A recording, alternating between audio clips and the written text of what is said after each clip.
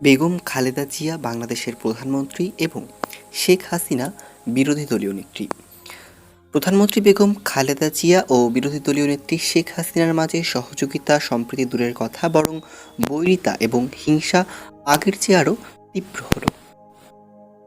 এই সুযোগে স্বাধীনতা বিরোধী মৌলবাদী রাজনৈতিক দল জামায়াতে ইসলামী তাদের নেপথ্যের মূল নেতা যুদ্ধ অপরাধী ঘাতক গোলাম আজমকে জামাত ইসলামীর আমির বানায়।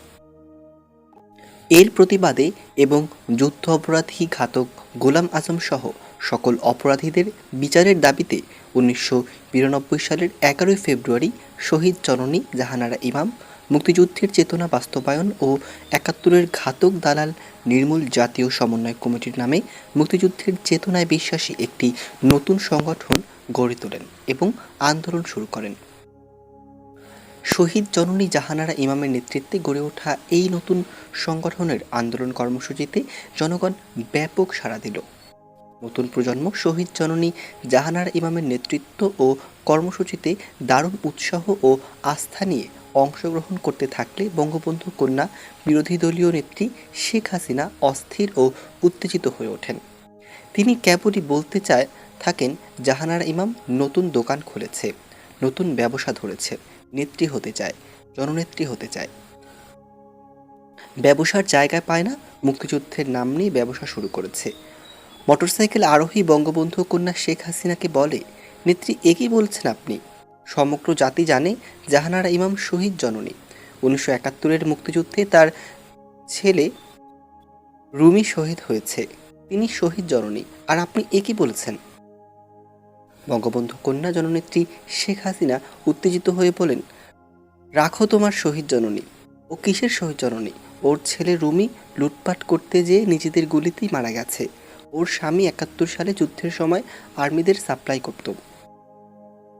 মোটরসাইকেল আরোহী বলে, একই বলছেন নেত্রী, এসব কথা জনসম্মুখে বললে হিতে বিপরীত হবে।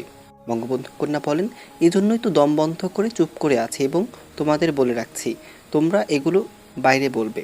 ওরা ধানমন্ডি ৩২-এর রাস্তায় ঢুকতেই ডান দিকের কোণায় প্রথম ২ তলা বাড়িতে থাকতো। আমাদের বাড়ির পূর্ব দিকের প্রথম বাড়িতে থাকতো। জাহানারা ইমামদের পাকিস্তানি আর্মিরা পাহারা দিয়ে রাখত। জাহানারা ইমামের জামাই পাকিস্তানি আর্মিদের সাপ্লাই করত। ওই সময় প্রচুর টাকা পয়সা কামিয়েছে এরা, আর এখন এসেছে মুক্তিযুদ্ধের চেতনা বাস্তবায়নে করতে। আসলে এসেছে আমাদের নেতৃত্ব দখল করতে।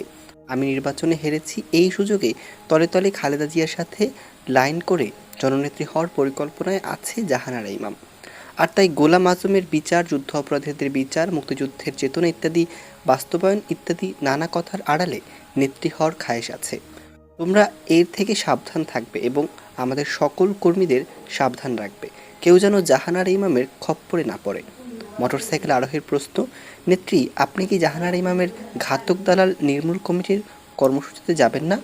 বঙ্গবন্ধু কন্যা শেখ হাসিনা জবাব দেন, সে আমি যাই বা না যাই তোমরা যাবে না, আর আওয়ামী লীগের কোনো কর্মীকে যেতে দিবে না।